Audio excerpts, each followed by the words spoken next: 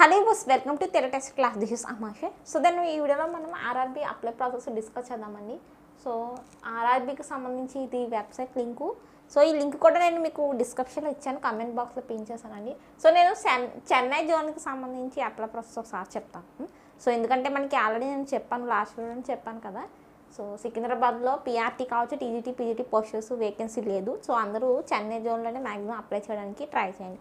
So మీరు ఒకసారి link open చేసిన వెంటనే మీకు ఈ విధంగా మీకు ఓపెన్ అవుతుంది. ఏంటి ఇది మీరు చూస్తున్నారు కదా, మీ కంప్యూటర్లో కావచ్చు, సో మీరు మొబైల్లో కావచ్చు. మ్యాక్సిమం అందరూ నెట్ సెంటర్కి వెళ్ళి అప్లై చేయడానికి ట్రై చేయండి అందరూ కూడా. సో ఫిబ్రవరి 6th వరకు ఉందండి లాస్ట్ డేట్. ఫిబ్రవరి 6th వరకు ఉంది. ఇంకోటి ఏంటంటే క్యాస్ట్ సర్టిఫికేట్ గురించి చాలామంది డౌట్ వస్తుంది కదా, అన్నీ క్లియర్ చేస్తాను. దయచేసి ఫస్ట్ లాస్ట్ వరకు చూడండి. ఛానల్ ఫస్ట్ టైం చేసి తప్పని ఛానల్ సబ్స్క్రైబ్ చేయండి అండ్ షేర్ కూడా చేయండి. సో ఇక్కడ మీకు ఇలా ఓపెన్ అయిన వెంటనే ఈ నెంబర్ గుర్తుపెట్టుకోండి, మనకి 72024 అండి సీరియల్ నెంబరు. సో ఇది ఓపెన్ చేసిన వెంటనే మీకు ఈ విధంగా వస్తుంది అనమాట. అప్పుడు మీరు ఇక్కడ చూడండి, click hair apply online. So ఈ విధంగా మీకు ఓపెన్ అయిపోతుంది. So click hair apply online అని చెప్పి మనకి ఈ విధంగా ఓపెన్ అవుతుంది అనమాట. సో అప్పుడు మీరు మళ్ళీ ఇక్కడ అప్లై అని చూసారా, మళ్ళీ అప్లై. సో అప్లై అని క్లిక్ చేసిన వెంటనే మీకు ఇక్కడ 2 రకాలుగా ఓపెన్ అవుతుంది. ఏమని, ఒకటి క్రియేట్ అన్ అకౌంట్, ఇంకొకటి ఆల్రెడీ హ్యావ్ అన్ అకౌంట్ అని వస్తుంది. సో ఇది చాలామందికి కన్ఫ్యూషన్ ఉంది. So already have an account ఏంటి మేడం, క్రియేట్ అన్ అకౌంట్ ఏంటి మేడం. సో చాలామంది మనకి టీచింగ్ ఫీల్డ్కి కాకుండా చాలా వరకు గ్రూప్ డి పోస్టులని, అలాగే టికెట్ కలెక్టరు, అలాగే స్టేషన్ మాస్టర్, ఈ విధంగా మనకి రైల్వే జోన్ నుండి చాలా వస్తూ ఉంటాయి. రైల్వే బోర్డు నుండి జోనల్ వైజ్గా మనకి నోటిఫికేషన్లు వస్తాయి కదా, అది కూడా చాలామంది అప్లై చేస్తూ ఉంటారు డిగ్రీ బేస్ మీద కట్ట. సో ఆల్రెడీ మీకు అలాంటి అకౌంట్ ఏమైనా ఉంటే, మీరు ఏమైనా ఆల్రెడీ అప్లై చేస్తుంటే రైల్వేకి సంబంధించి ఏమైనా నోటిఫికేషన్కి సంబంధించి ఏమైనా అకౌంట్ మీ దగ్గర ఉంటే ఆ అకౌంట్ ద్వారా మీరు అప్లై చేసుకోవచ్చు. సో మేడం నేను అసలు రైల్వేకి సంబంధించి ఏ నోటిఫికేషన్కి నేను అసలు అప్లై చేయలేదు అన్న వాళ్ళు ఏం చేస్తారండి, నా దగ్గర అకౌంట్లు ఏమీ లేవు అన్న వాళ్ళు ఏం చేస్తారు, చాలా నీట్గా క్రియేట్ అన్ అకౌంట్ అనేది టైప్ చేస్తారు. సో అదే అంటున్నాడు, ఒకవేళ మీ దగ్గర కనుక ఆర్ఆర్బీకి సంబంధించి ముందు ఏమైనా ఒక అకౌంట్ ఉంటే దాని ద్వారా కూడా మీరు ఈ నోటిఫికేషన్కి కూడా అప్లై చేసుకోవచ్చు, ముందు ఏమైనా అప్లై చేస్తే అనేసి అంటున్నాడు అనమాట. సో లేదు అంటే కనుక మీరు ఏం చేయాలి, ఐ హ్యావ్ నో అకౌంట్, నా దగ్గర ఏమీ అకౌంట్ లేదు. అకౌంట్ ఉంటే కనుక మీరు ఆల్రెడీ ఆర్ఆర్బీకి సంబంధించి ఏమైనా నోటిఫికేషన్ అప్లై చేస్తే లాగిన్ అయిపోండి. Already have account, login hair అంటే లాగిన్ అయిపోతారు, అప్లై అనేది స్టార్ట్ అయిపోతుంది మనకి. ఒకవేళ అకౌంట్ అనేది లేకపోతే మీరు న్యూగా క్రియేట్ చేయాలి. ఏం చేయాలి, న్యూగా క్రియేట్ చేయాలి. సో తప్పకుండా అందరికీ షేర్ చేయండి దీనికి సంబంధించి, లైక్ తప్పకుండా చేయండి. సో 1000 likes రావాలి ఈ వీడియోకి, నేను చూస్తాను ఎంతమంది లైక్ చేస్తారో. సో ఇక్కడ చూడండి, క్రియేట్ అన్ అకౌంట్ అండి. ఏంటి క్రియేట్ అన్ అకౌంట్ అని చెప్పి నేషనాలిటీ అంటే ఏంటి, ఇండియాకి సంబంధించి నేషనాలిటీ. సో క్యాస్ట్ సర్టిఫికేట్ గురించి ఒకసారి చెప్తాను నేను. చూడండి, క్యాస్ట్ సర్టిఫికేట్ అనేది మీకు సెంట్రల్ వైజ్ క్యాస్ట్ సర్టిఫికేట్ అనేది ఇప్పుడు అవసరం లేదు, అప్లై చేస్తున్నప్పుడు అవసరం లేదు. మీరు రిటర్న్ ఎగ్జామ్ అయిపోయిన తర్వాత మీకు డాక్యుమెంట్ వెరిఫికేషన్ ఉంటుంది చూసారా, ఆ డాక్యుమెంట్ వెరిఫికేషన్ టైంలోనే caste certificate, central caste OBC certificate, సెంట్రల్కి సంబంధించి ఎస్సీ ఎస్టీ సర్టిఫికేట్స్ కావాలి. ఇప్పుడు ఏం అవసరం లేదు, మీ దగ్గర ఉన్న ఏదైతే సర్టిఫికేట్ ఉందో స్టేట్ సర్టిఫికేట్, దాంతో మీరు అప్లై చేసేసుకోవచ్చు అనమాట. సో నేషనాలిటీ మీరు ఇండియా అనేది సెలెక్ట్ చేయడం జరుగుతుంది, మీ ఫుల్ నేమ్. సో మీ నేమ్స్ కూడా మీరు ఏం చేస్తారంటే, మీ నేమ్ అనేది మీరు కన్ఫామ్గా మీ మార్క్ షీట్కి సంబంధించి ఏదైతే ఉందో 10th క్లాస్ మార్క్ షీట్లో ఉన్నదే మీరు ఎంటర్ చేయండి. ఆర్ఆర్బీ అనేది ఒక్కసారి ఏం మిస్టేక్ జరిగినా అప్లికేషన్ రిజెక్ట్ అయిపోతుంది. అప్లికేషన్ రిజెక్ట్ అయిపోతుంది. ఇంకోటంటే అన్నీ తీసుకెళ్ళండి, 10th క్లాస్ నుండి 10th, ఇంటర్, బీఈడీ, టీటీసీ, మీరు ఏమేమి క్వాలిఫికేషన్ చేశారో, ఏమేమి పోస్టులకు అప్లై చేయాలనుకుంటున్నారో అన్ని సర్టిఫికేట్లో తీసుకోండి. ఒరిజినల్ అయినా తీసుకెళ్ళచ్చు, జిరాక్స్ అయినా తీసుకోవచ్చు. ఎందుకంటే అక్కడ నెంబర్స్ అవుతుంది కేవలం, మీ సర్టిఫికేట్ యొక్క హాల్ టికెట్ నెంబర్స్, మీ మార్క్స్ పర్సంటేజ్ ఎంటర్ చేయాలి కాబట్టి తీసుకెళ్ళండి. అండ్ కలర్ ఫోటోకి సంబంధించి పాస్పోర్ట్ సైజ్ ఫోటో అనేది నీట్గా మీ ఫేస్ ఇవన్నీ షోల్డర్స్ విజిబుల్ అయ్యే విధంగా మీరు ఫొటోస్ అయితే తీసుకెళ్ళండి. అలాగే bank book is very important one అండి. బ్యాంక్ బుక్ అనేది చాలా ఇంపార్టెంట్. అకౌంట్ నెంబర్ కావచ్చు, ఆ బ్యాంక్కి సంబంధించి బ్రాంచ్ కోడ్స్ మనకి అన్నీ కూడా నీట్గా కనిపించాలన్నమాట. మీరు బ్యాంకు కొంచెం వాడే బ్యాంక్ ఇవ్వండి. ఇంకోటి ఏంటంటే మొబైల్ నెంబరు, ఈమెయిల్ ఐడి చాలా ఇంపార్టెంట్. అన్నిటికన్నా ఇంపార్టెంట్ ఏంటంటే ఆధార్కి మీ మొబైల్ నెంబర్ లింక్ అయ్యి ఉండాలి, అది చాలా ఇంపార్టెంట్. మీరు చేసే ప్రతిదీ కూడా మీ మొబైల్కి ఓటీపీ వస్తుంది. చూడండి ఇక్కడ ఈమెయిల్ ఓటీపీ, మొబైల్ ఓటీపీ వస్తుంది. వెరీ ఇంపార్టెంట్ అండి, ఈమెయిల్ ఓటీపీ, మొబైల్ ఓటీపీ.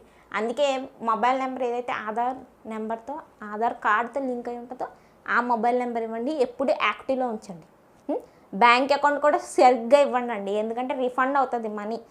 మీరు జనరల్ కేటగిరీ వాళ్ళకి 500 పే చేస్తారు కదా, మీరు రిటర్న్ ఎగ్జామ్ రాసేసిన తర్వాత సిబిటీలో, సో ఆ ఎగ్జామ్స్ నుంచి 400 వచ్చేస్తాయి. ఎస్సీ ఎస్టీ వాళ్ళకి 250కి 250 కూడా రిటర్న్ అయిపోతాయి రిటర్న్ రాసిన తర్వాత. ఇంకోటి ఏంటంటే చాలామంది ఎగ్జామ్ అనేది మేడం ఎక్కడ ఉంటుంది, చెన్నై అప్లై చేయమంటున్నారు, చెన్నైలోనే పోస్టులు ఉన్నాయి. చాలామంది బెంగళూరు కూడా అప్లై చేస్తున్నారు.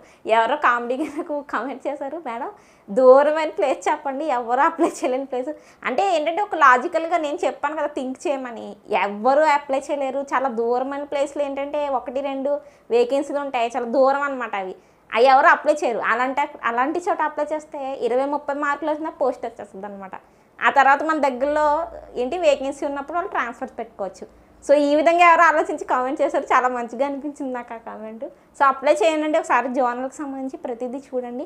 నేనేంటంటే 2 స్టేట్స్ వాళ్ళకి చెన్నై దగ్గర అని చెప్పి నేను చెన్నైకి సంబంధించి ఇస్తున్నాను. ఒకవేళ మీరు బెంగళూరులో ఉండి నా ఛానల్ వీడియోస్ చూస్తే మీరు బెంగళూరు జోన్లో అప్లై చేసుకోవచ్చు.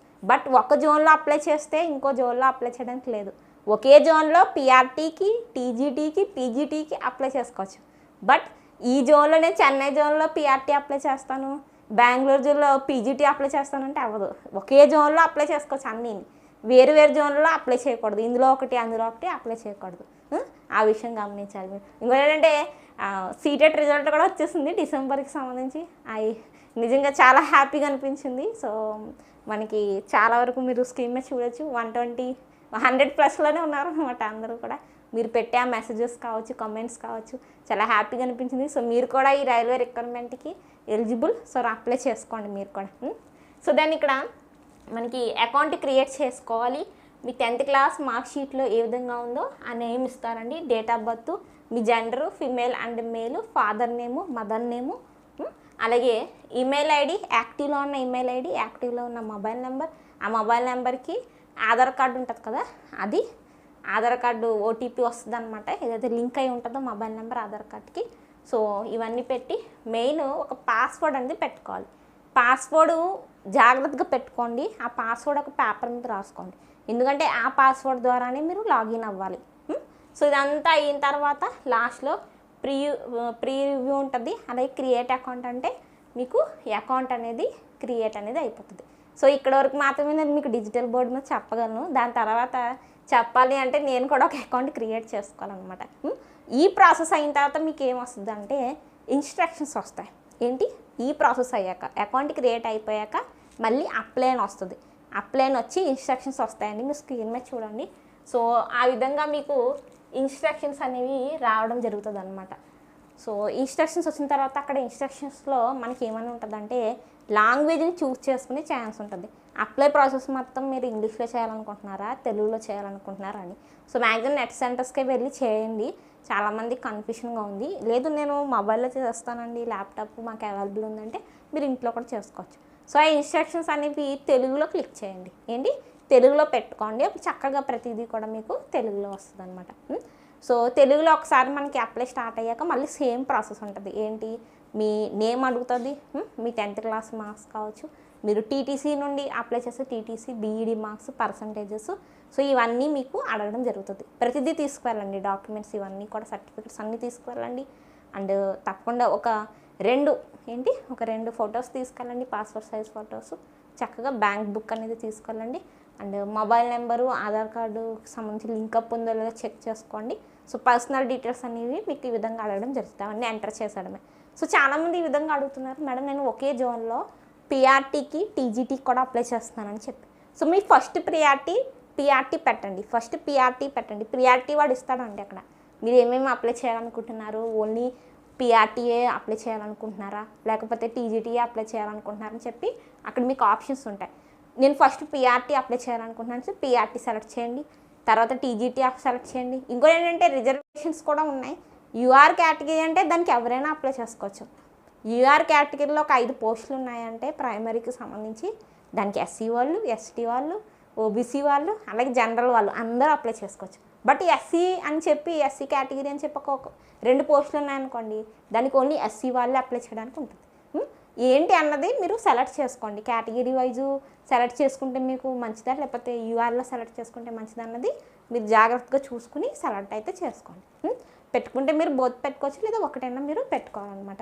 సో యాక్చువల్లీ ఎవరు కూడా ఇప్పటి వరకు ఎవరు అప్లై చేయలేదు అనుకుంటా. సో అక్కడ వరకు అయితే నాకు కొంచెం ప్రాసెస్ వచ్చింది. కొంతమంది నాకు చెప్పారు, మేడం ఇలా అవుతుంది, ఈజీగా మేడం, పెద్ద ఏమి డిఫికల్ట్ ఏం కాదు, ఈజీగానే. అకౌంట్ ఉంటే మనకి అకౌంట్ ద్వారా మనం అప్లై చేసుకోవచ్చు. అకౌంట్ లేకపోతే అకౌంట్ లేదు అని చెప్పి అకౌంట్ క్రియేట్ చేసుకుని అప్లై చేసుకుంటూ వెళ్ళిపోవడమే. జస్ట్ మన నేము, మన మార్క్ షీటు అన్నీ మనం అప్లోడ్ చేసేసి అప్లై అయింది అయిపోతుంది అనేసి అంటున్నారు. సో అది. సో ఇక్కడ వరకు ఇంకోటి ఏంటంటే అప్లై మొత్తం అయ్యాక కూడా మనకేమీ ఎగ్జామినేషన్ సెంటర్ సంబంధించి ఏమీ లేదండి, చూపించడం లేదు ఏమీ.